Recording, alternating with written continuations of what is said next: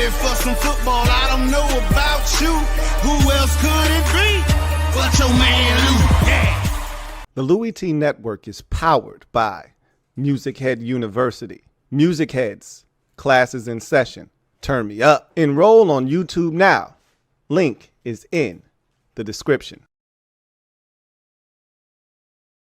Who else could it be but me, your man, Louie T. Welcome to Sunday Night Football Overtime.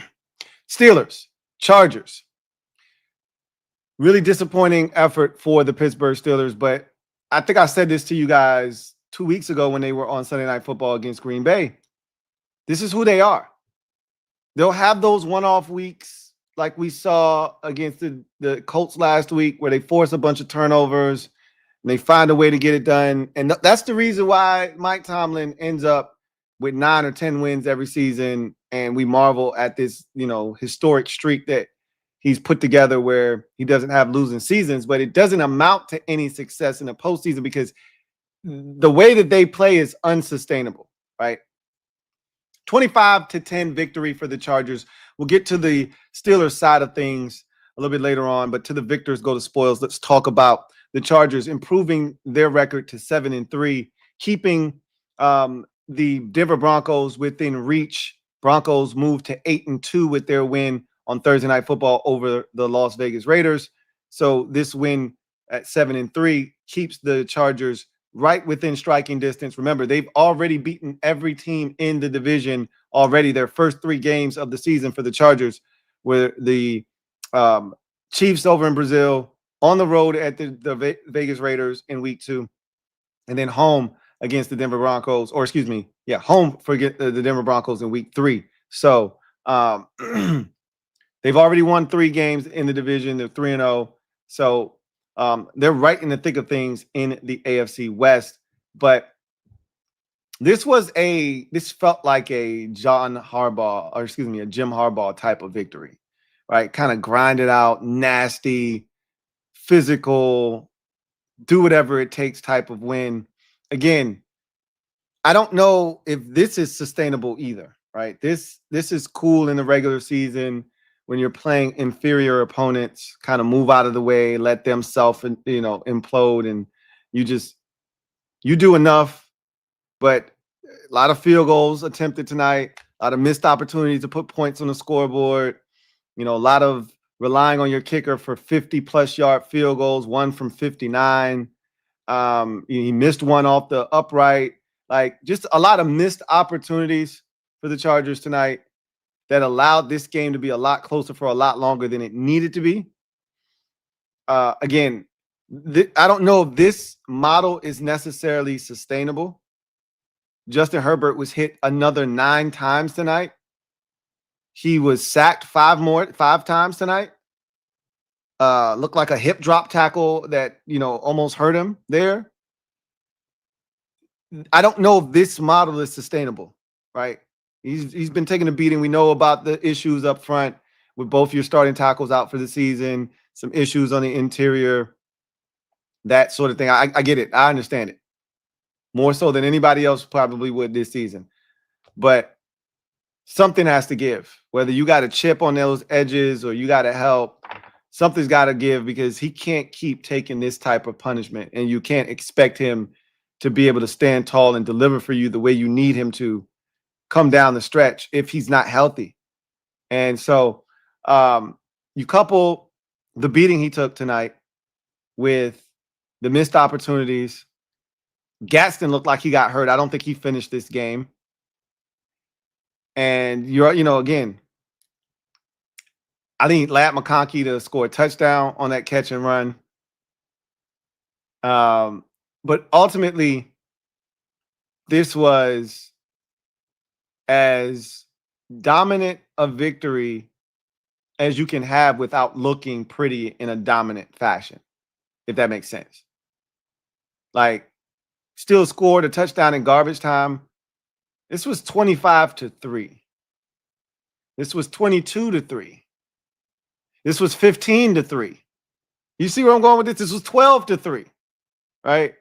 You see where I'm going with this? Like, that's the type of game it was They got the safety. They field goaled them to death. They stifled Aaron Rodgers.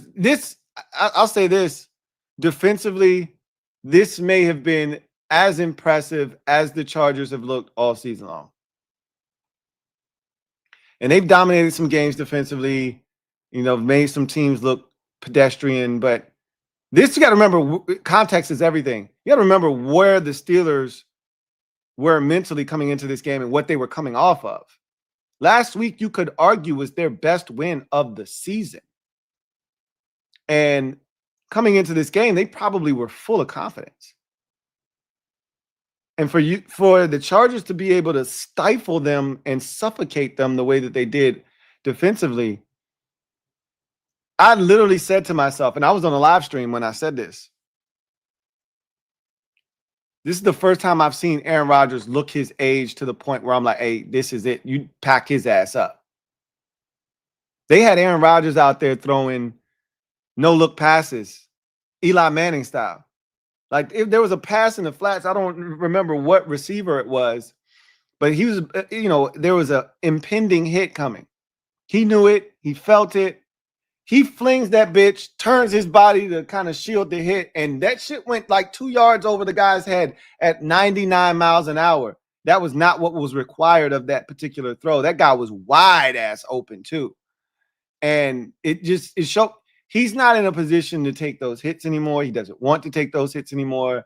He is a shell of himself in that regard. He's still got the velocity on the football. He can still be super accurate when he's protected. But that's not what's happening with the Steelers, right? He's not going to be protected like that.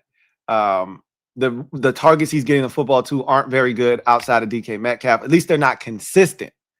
And so they made him look pedestrian tonight. They made him look like he needs to retire. That's the first time I've felt that way about him this season. There are times when I'm like, damn, the old Aaron Rodgers would have made that play. But, it is what it is. Father Time is undefeated and remains as such. But tonight was the first time I went, oh, shit. He might it might be the beginning of the end. Like, it might be time for him to hang this shit up. Because, sometimes you can talk yourself into, oh, shit, Aaron got 2 more years left. Easy. Nah, not tonight. It looked like, this Aaron ain't cut out for this shit no more. And that Chargers defense did it to him. And so, credit to them. They really made the Steelers one-dimensional in this game. Forced Aaron Rodgers to have to beat them. Forced him into one of the worst games of his NFL career, not just his season. One of the worst games of his NFL career was tonight. Completion percentage, passer rating, all that stuff was in the dumps before he threw the touchdown pass in garbage time. And that came with a couple of additional completions and yards. He was well on his way to his worst performance of his NFL career. And you got to credit the Chargers defensively for, some of that. I mean, one pass skips off the hands of Calvin Austin into the hands of a Charger defender. I want to say it was Dante Jackson. I mean, ain't shit Rodgers could do about that. But ultimately, the Chargers got after him, flustered him, sacked him, safety, all that good stuff, really harassed him, really made him uncomfortable. That's why you saw the Eli Manning no-look pass. He had been beat up throughout the course of the night, and he didn't want any more. And again, that's a credit to this Chargers defense. So it was a really, really dominant performance that could have been even more dominant if the Chargers could have sustained offense a little bit better and finished off some drives. But ultimately, they had penalties too. I think they had 8 penalties tonight to the Chargers. There's some things to clean up with this win, obviously. But if you're a Chargers fan, this win is one of those wins that you look at yourself and your team and you say, why not us? Why not us? Because to me, the ultimate test of a team is when you don't have your fastball. And the Chargers did not have their fastball tonight. Clearly, they did not have their fastball tonight. We saw when this team is in lockstep like they were against Minnesota on a Thursday night a few weeks back, what the shit's supposed to look like offensively. That it didn't look anything like that tonight. Right. But when you don't have your fastball, your ability to go out, and it's no different than an NBA player who is a shooter or a scorer. Let's more specifically a scorer.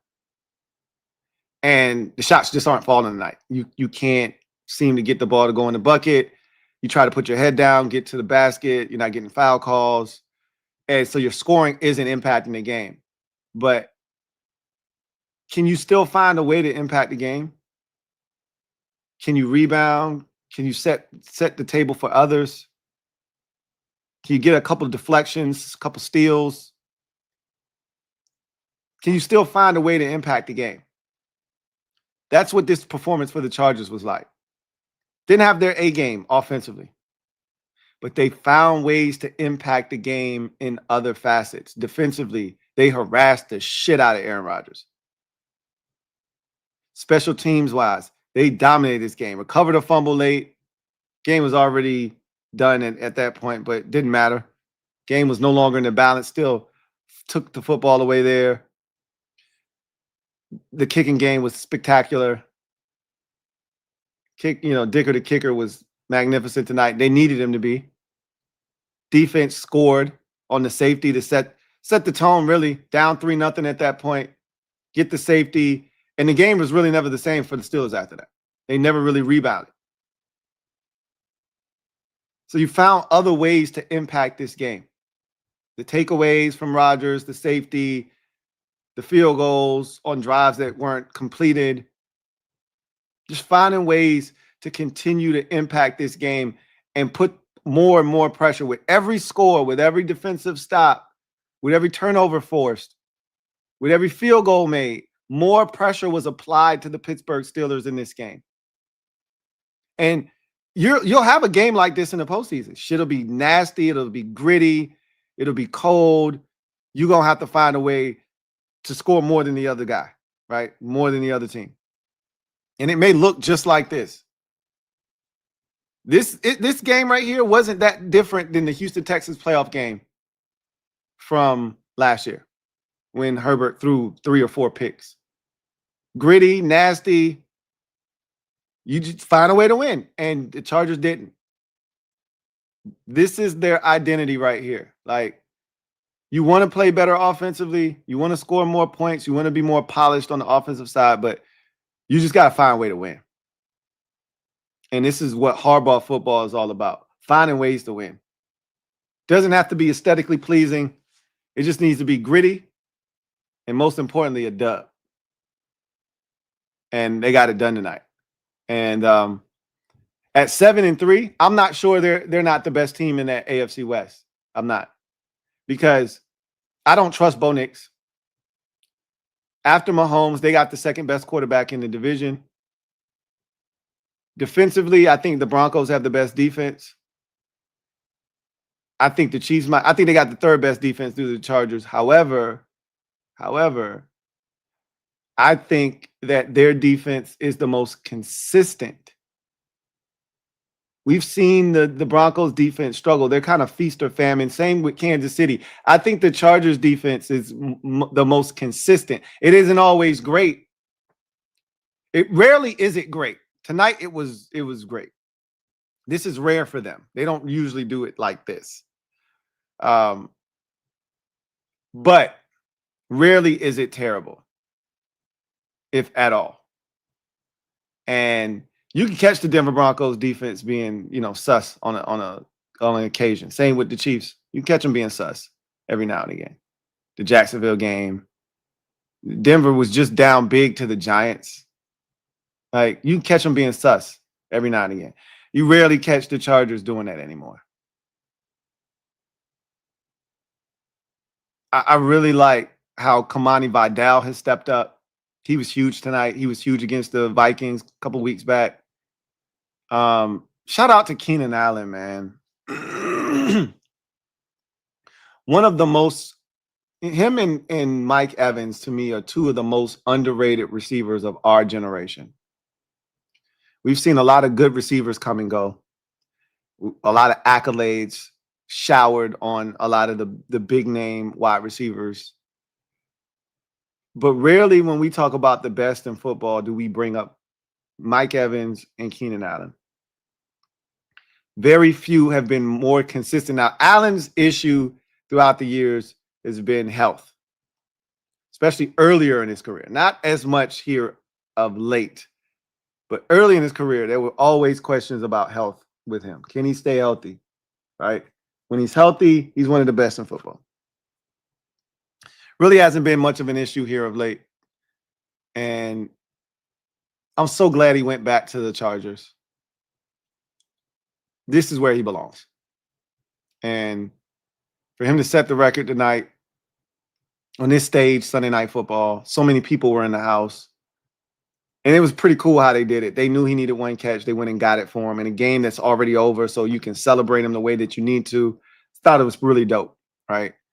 Next week on the road at Jacksonville, not going to be the same vibe, not going to be in front of the home crowd, not going to have the same vibe and energy. I love that they got it done tonight. Shout out to Keenan Allen, man. Well deserved. And I'm so glad he's back in LA. This is where he belongs. This is home for him. And he's such a good receiver. And the crazy part is, I think Keenan Allen could play another 2-3 years. Like, he's got one of those games that ages like fine wine. Like, he's not going to, he never relied on speed. He always relied on route running, being a tactician, hands, and that kind of stuff doesn't erode. So he's going to be like one of those ageless tight ends that can play for 17, 18 years and still being able to separate in year 13, 14 of their career because they know the nuances and subtleties of route running and how to create separation, how to use their body, etc. That's Keenan Allen. And so I think he's still got some good years of football left in him. He's the wily, cagey vet. You can see the love that they had for him too, man. They just showered him with love there. I love seeing that. I love seeing guys get their just due. And he's one of the guys that I feel like needs to know that he's appreciated for what he's done. So that was really dope. Shout out to Keenan Allen for breaking the Chargers all-time receiving most catches record, all-time receptions record, rather. That's pretty dope. So big win, dominant win, 7-3, just a game back of the Broncos. And this is the Chargers team that I believe in. I don't know if I feel like they can win the whole thing. I don't think they're there with all the injuries that they have on the offensive line, etc. But they're a team I believe is good enough to win a playoff game this year. I do think this is a playoff winning team, this year. And, one of the knocks on Justin Herbert is he's never won a playoff game. And that gets louder and louder with every year that passes, with every game in the playoffs that you play and don't win. That gets louder and louder, and it starts to echo and reverberate. And if you're a Chargers fan, you're probably sick of hearing it by now. This is the year where I think you have a chance to legitimately snap that. But you got to continue. You got to protect him better, man. I'd hate to see him not make it to the finish line this year because you couldn't protect him. 9 hits and 5 sacks, way too many times him being contacted. And these were some good hits he took tonight too. Got up limping after one that I thought was a hip drop. I wouldn't be shocked if Nate Herbig doesn't get an envelope in his locker on Wednesday, because that feels hip drop tackle-ish to me. But he was dumped a bunch tonight. Slammed down a couple of times. He's a big, strong kid, but we don't want to test, his physicality and his strength. We don't want to test that by allowing him to get beat up the way he got beat up tonight.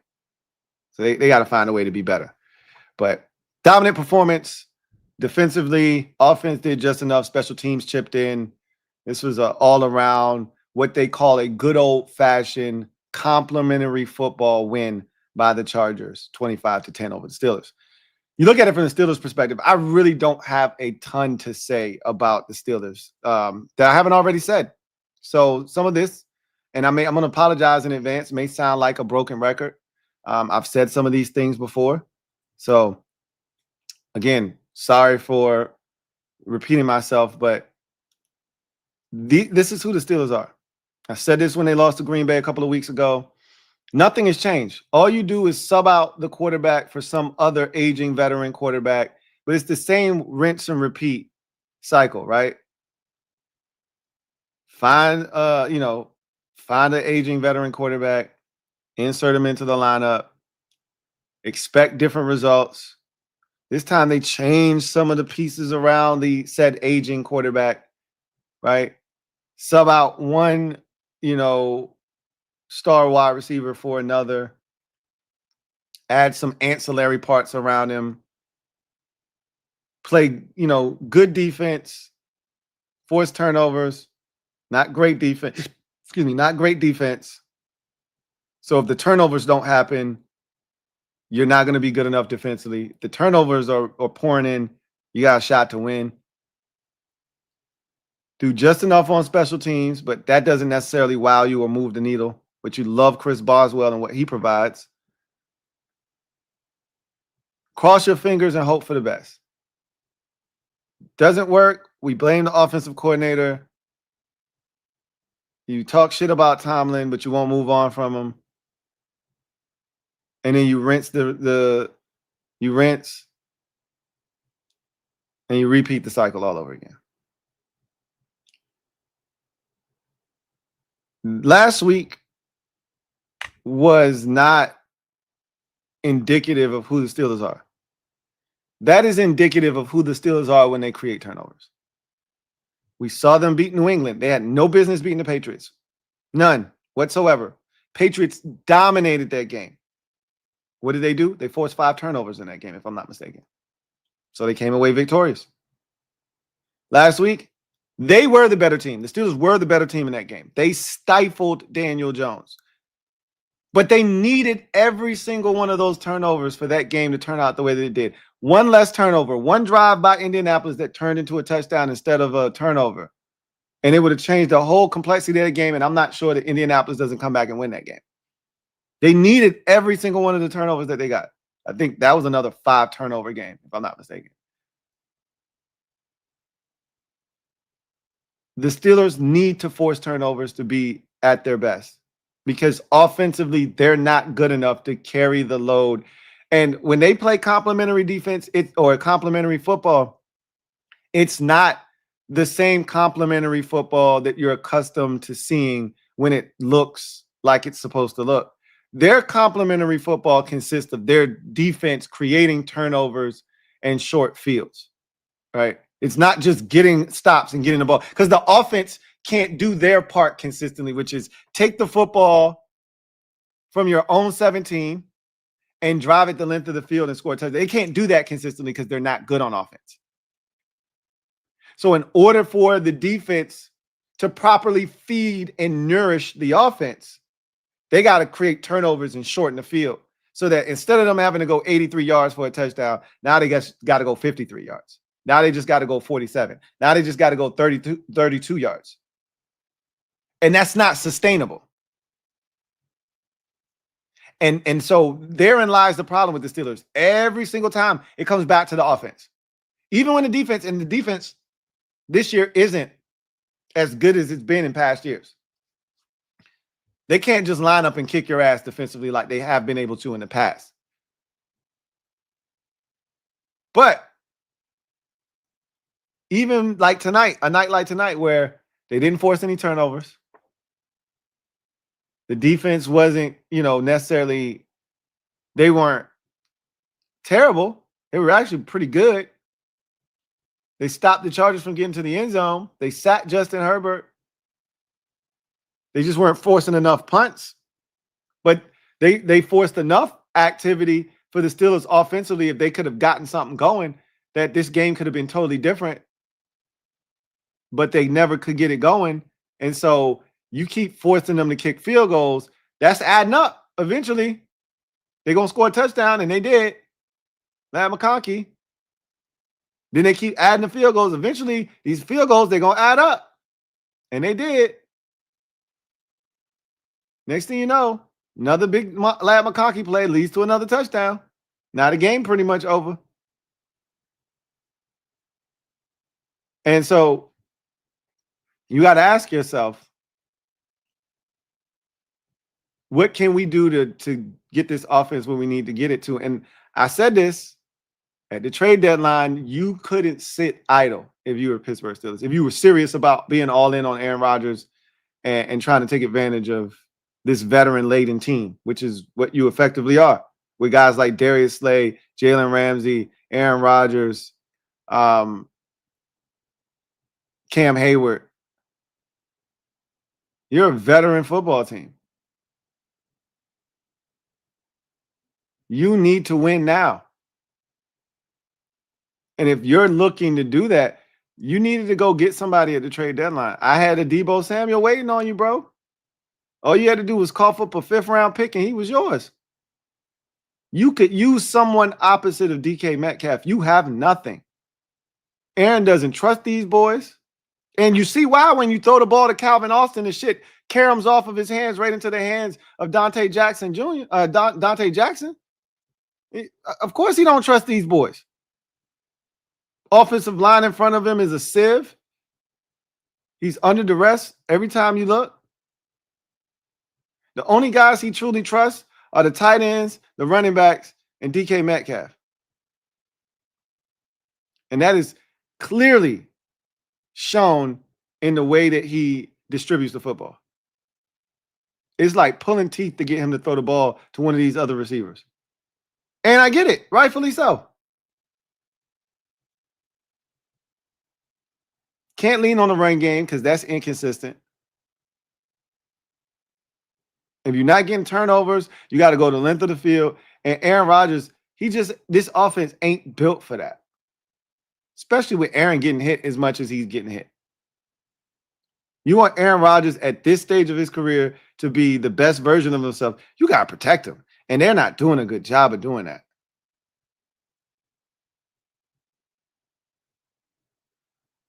This Steelers team is flawed, but every Tomlin team is flawed. It's the same flaw. It's a fatal one. You don't have enough on the offensive side of football, and your defense, while it is solid, is not good enough to dominate games and take over them unless they're creating turnovers, and that is not a sustainable model.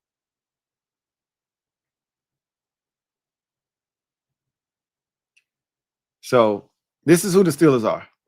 Ain't no hiding it. Ain't no ifs, ands, or buts about it. This is who they are. You catch them on the wrong night, and you can get got. And that goes for anybody. It don't matter who the hell you are. You catch the Steelers on the wrong night when they producing turnovers and they get into your quarterback, you can get got. They can force 4 or 5 turnovers, and you won't win. But on most nights, they're basic. Limited offense, a defense that's solid, but not capable of taking over a game. And their special teams doesn't really add any value outside of their place kicker, Chris Boswell. No dynamic return game, none of that. So I've already said Baltimore is the best team in that division. They're going to come back and win that division. Last week was just a hiccup. So it was a minor delay that none of us expected. But we back on course. We right back where we thought we'd be. But when it's all said and done, watch the Pittsburgh Steelers be right in the mix, like they always are. They're going to win one of these games that we don't think they're going to win. They just beat Indianapolis. They're going to win another one. They're going to end up with no less than 9 wins this season. You know it. I know it. We all know it. This Tomlin ain't going to end up with a losing record.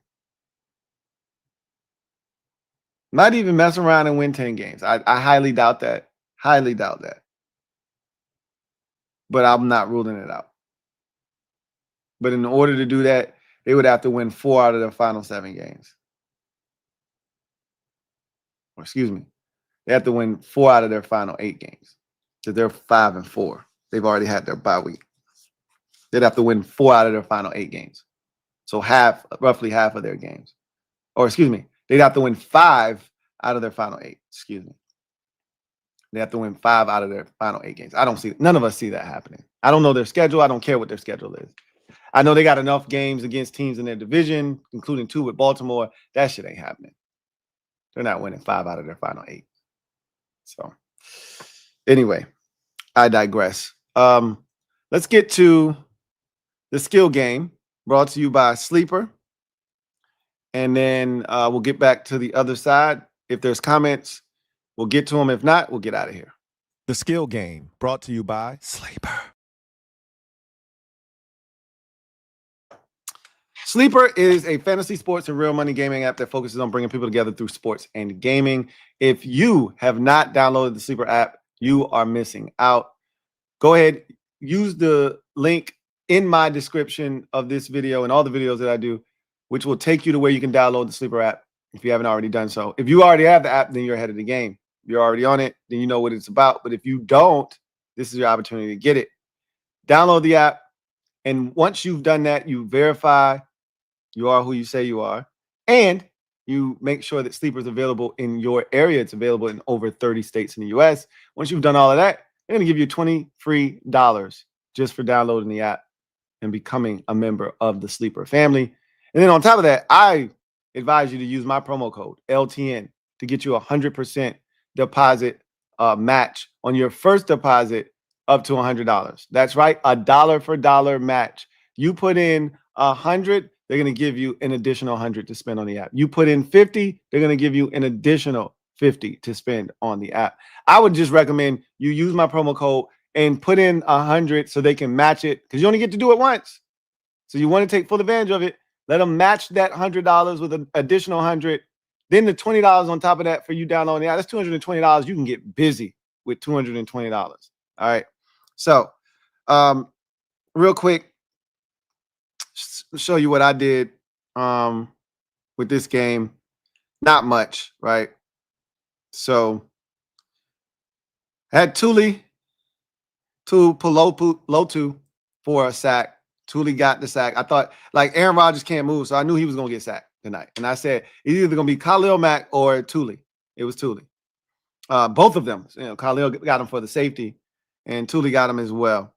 I had Kamani Vidal for an anytime touchdown.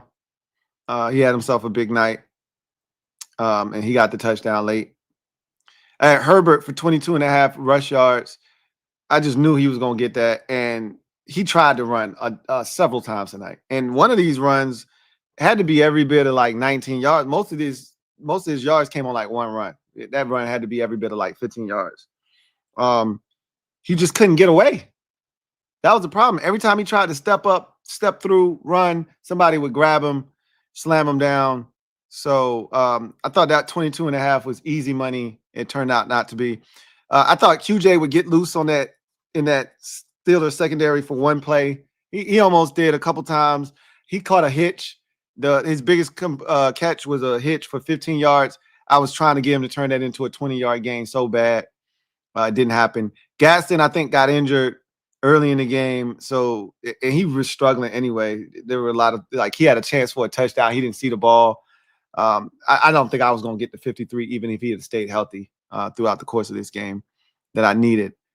Metcalf, really disappointing effort for him. He should be able to get 4 catches. There should never be a game that the Steelers play where DK Metcalf doesn't have 4 catches. But when you don't have other guys around you and as a fan of a team who has had issues at the receiver position from a health standpoint, and seeing how teams adjust the way they play you based off of the personnel you're able to put on the field, I understand what's going on with DK. The teams that they're playing against do not respect the other receivers. They're focusing their attention on DK. They're making it tough on him, and your end result is him being frustrated and it being a lot harder for Aaron Rodgers to get him the football. I am still one that feels like if you really make a concerted effort to get your best player to football, this should never happen. I don't give a shit what they're doing. A safety that's playing 25, 30 yards off, away from the line of scrimmage doesn't impact my guy's ability to catch the ball 5 yards, 7 yards, 10 yards up the field. So I think DK just because of who he is and what he means and what he represents for this offense, he should be able to catch the football 5 times every game. He had 7 targets in this game. He should have 10 targets every week. They don't have anybody else that stops him from getting 10 targets. He should have 10 targets every week. And then Jalen Warren, they just never got down there. Anytime touchdown for him. If they get down there, I feel confident he's the guy they're going to hand it to, and he's going to have a legitimate shot of getting in the end zone. They just never got down there. I knew my from very early on, I could tell that this ticket had no shot because it was a defensive struggle. When it's 3-2 for like a quarter and a half, you already see the writing on the wall. When the score is 12-3, I think it might have been 15-3 heading to the fourth quarter, you got no shot. Unless there's an offensive explosion in the fourth quarter, you got no chance. So this thing was dead pretty early on. And the part that I was scared about, I was like, I'm loading this thing up with Charger players. I think they're gonna do me fine. I'm worried about the damn Steelers players, and neither one of them hit. This ticket was full of Chargers players, and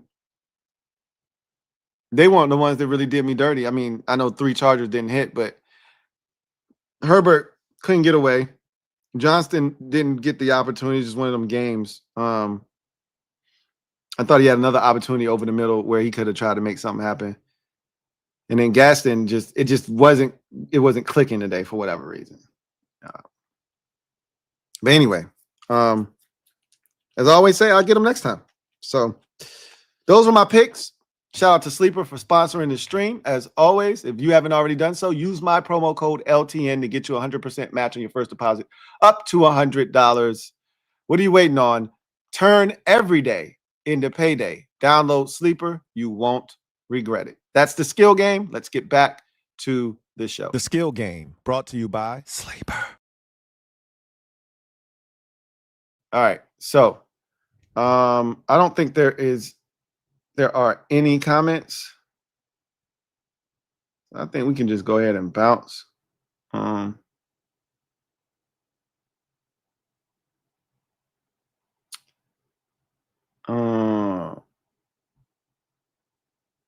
Kevin in PR says, who's more bipolar, the Falcons or the Bills? I mean, they're both bipolar, right? There's a lot of NFL teams that are like that, though. I mean, the Steelers is a great example, right? What did they do last week? What did they do this week? I would say between the Falcons and the Bills, it'd be the Bills, because the Falcons aren't supposed to be good. Like, we know who they are. They're poorly coached. They're inconsistent. They're young as well. A lot of excuses for them. Buffalo has no excuses. They got some injuries. Everybody got injuries. I just don't like the construction of their roster offensively. That's the problem with Buffalo. But we've been having this discussion with them for the last 2-3 years about their receiver position. So it's just really started. Like, Josh Allen played at an MVP level last year. That's the difference. He's not playing at an MVP level this year. And we could point to, different factors as to why, but the bottom line is you can't keep asking this man to carry a roster without real weapons. And, Keon Coleman is cool. He's not a number one. Khalil Shakir is cool. He's not a number one. Curtis Samuel is cool. He's not a number one. I can keep going. They got 22 twos. A bunch of dudes who can be perfectly good complementary pieces, but nobody's a one. They don't strike fear in anybody's heart. And if you can shut down James Cook, and that's when they really struggle. If you watch the Bills this year, when they struggle is when James Cook can't get his shit off. Because he can make up for the lack of out wide weapons. He can make up and close that gap of the lack of consistency outside. He can close that gap by himself because he's so dynamic. But when he's slowed down, and now Josh got to try to do it by himself. And I will say this too. And if you know, right? Miami has been a house of horrors for Josh Allen throughout the course of his career. Some of his worst games, some of his worst losses have come in Miami. And so I am not surprised that he struggled today, man. I mean, the turnovers were just egregious today. He's just like, bro, really? Seriously? That's the type of time you're on today? But it'd be like that for him in Miami for whatever reason. So yeah. Shout out to the Bears for your survivors. Oh man, a lot of people. Denver had people sweating in the survivor pool on Thursday. Carolina, I think a couple of people had Carolina, so I think the pool got trimmed down to like maybe 5. I think we're 2 people that had Carolina. And people don't listen to me. I'm a loser, so don't listen to me. But I keep telling people, stay away from that family business, man. You got to find another matchup. I'm pretty sure there's another. The Raiders almost got their ass. People ain't gonna learn until it's their turn, man. They ain't gonna learn until it's their turn. I be trying to put people on game, but again, I'm a loser. I ain't never won, so don't take any advice from me.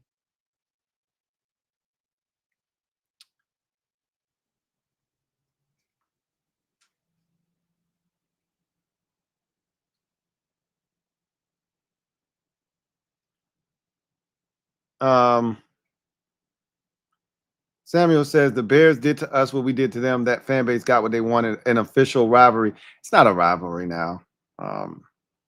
This is not a rivalry. They got us back, though. They got their lick back. Samuel says, I love Terry, but he put the bad vibes out. Again, he didn't do that by himself. That was a joint venture. How the hell did we beat the Chargers? I asked myself that question several times over. Like, how the hell did we manage to beat the Chargers? I'm not sure. And the real question might not be how did we beat them. The real question might be the Chargers might be asking, how the hell did we lose to the Commanders? That's probably what they're saying. We could be in first place right now. We was up 10-0 on them bums. How the hell did we lose to the damn Commanders? That's probably what they're saying.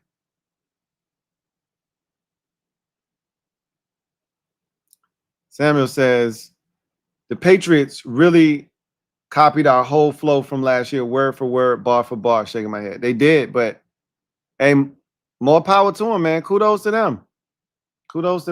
They got the flow now, man. They got the juice. Like, they riding that wave, and I ain't mad at them. At all.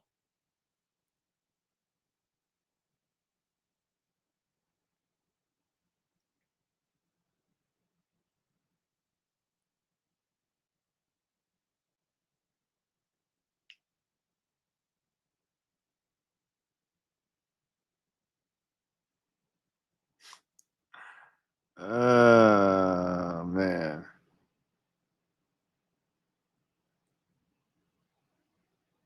HTTR Carson says, did our poor performance in the preseason foreshadow our season top-heavy roster, little depth? It wasn't a foreshadowing as much as it was a warning. Like, foreshadowing is a sign of things to come. If we don't get injured, then we don't have to find out if our depth is good enough or not. We knew that it wasn't. It was a warning to us. Like, hey, don't get injured. You know what? I don't think it was more of a foreshadowing. It was more of a, hey, don't allow this to be your truth. Like, don't allow this to be your situation because you're not good enough to overcome this, to handle this. You can't circumvent injuries.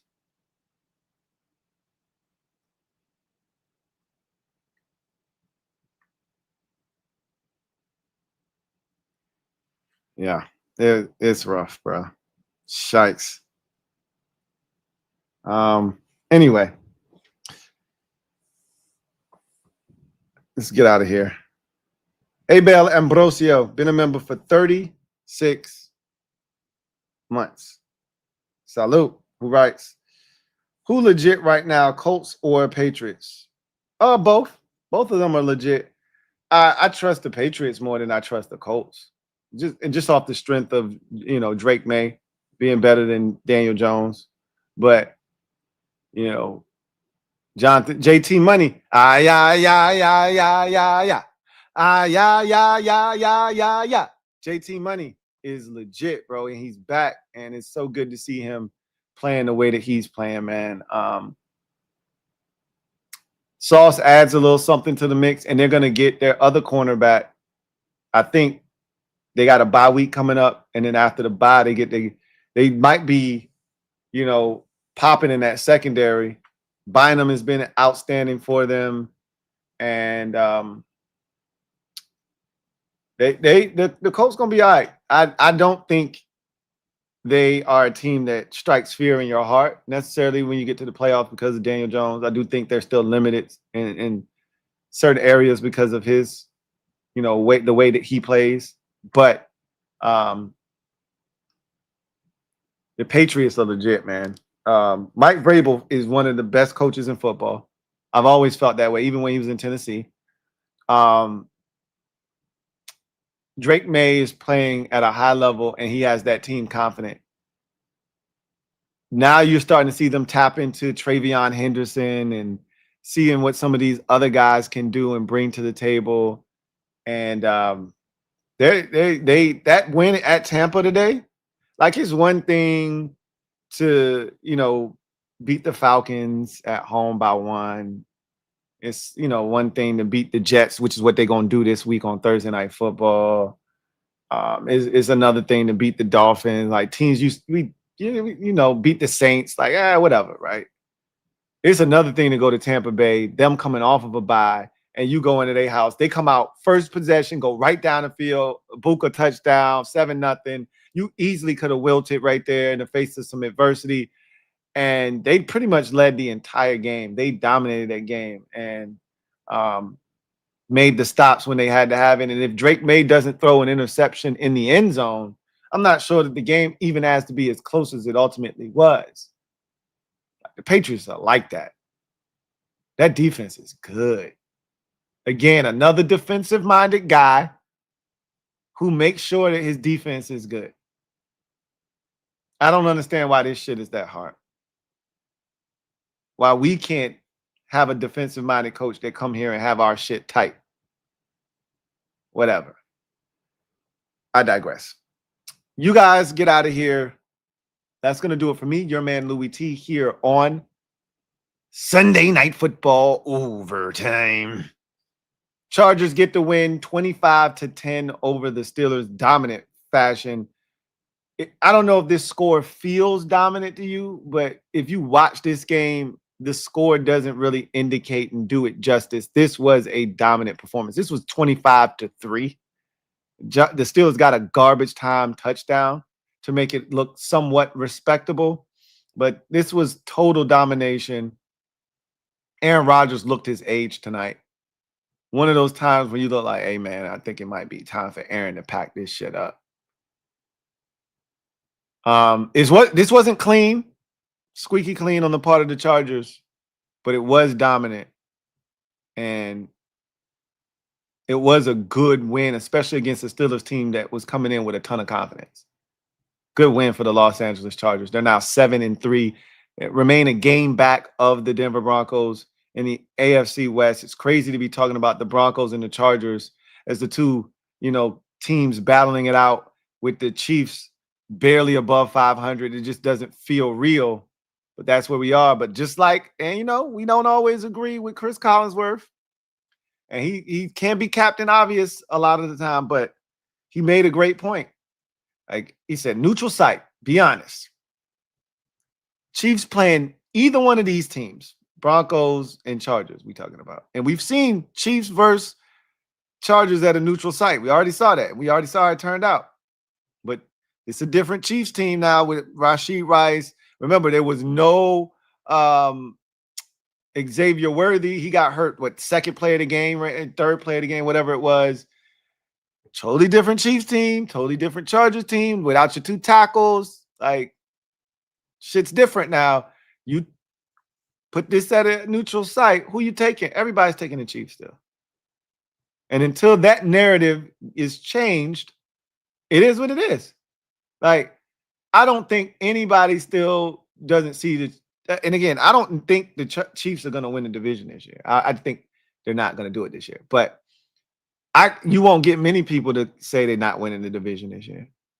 You're not going to find many people that's willing to count them out of the division yet. And they still got a game. And I think they still got 2 with Denver, the first of which is this upcoming week, this upcoming Sunday. And they still got 1 more with the Chargers. So they still kind of not necessarily in the driver's seat, but they still have a chance to really have a major say-so in how this whole division unfolds. So I don't know. We'll see. But this was a good win. A good quality, wholesome win by the Chargers tonight. 25-10. Steelers, again, what more can I say that I haven't already said? This is who they are. This is who they are. Their methodology and their process for winning is not one that to me is sustainable. You're not going to force 3, 4, 5 turnovers every week. That's the only way that this team can look like a team that can win something of note. If they're not creating turnovers, they're not having big plays offensively. When they do have the offense show up, the defense doesn't show up. When the defense shows up, it better show up with some turnovers. If they don't, it ain't going to be enough. So the Steelers team is a typical Mike Tomlin squad. Good enough to get to the playoffs, but ain't good enough to do a damn thing when they get there. This Steelers team will be right around 10-7 when it's all said and done. No worse than 9-8. Would that be good enough to get them to the playoffs? Maybe. Maybe. I doubt it. But it'll have them right around, knocking on the door. Somebody slip up down the stretch, they'll be right in there just so they can get mollywopped by the 2 seed. Like they always do. But hey, it's cool though. But for Steelers fans, just fed up. Know what I'm saying? Anyway. Y'all get out of here. Take care. God bless. Good night.